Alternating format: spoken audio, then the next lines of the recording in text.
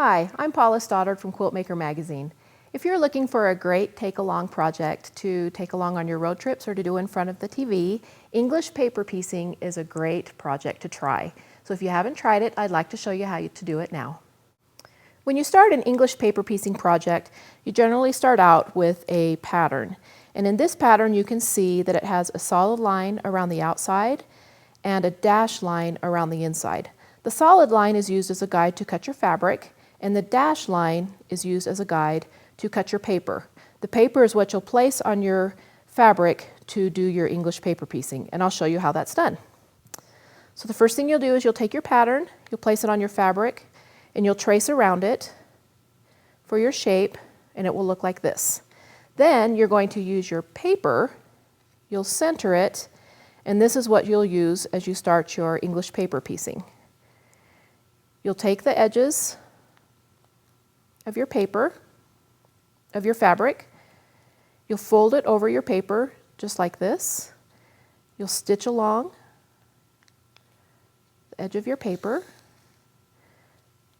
When you get to a corner, you fold it over and you keep stitching, and you work all the way around your paper like that, stitching.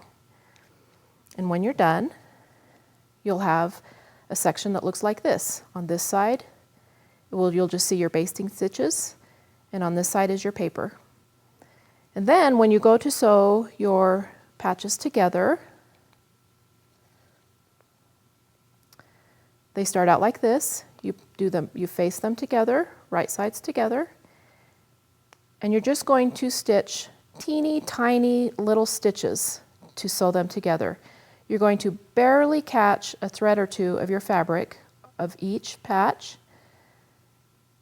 You'll take a teeny tiny little stitch and you'll go just a little bit away and you'll take another couple of stitches and you'll continue on all the way along the edge, and then you'll knot it off and it will end up looking like this when it is sewn together. Then, after you've sewn all of the pieces together that you want to sew together, in this case, this is kind of a wreath that I've put together, all sewn together, they look like this.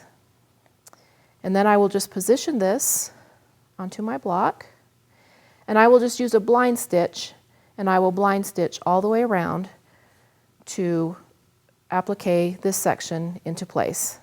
And when you're done, you can take out your basting stitches and then peel out the paper behind, and then you can go ahead and finish the inside section to finish appliquing this down.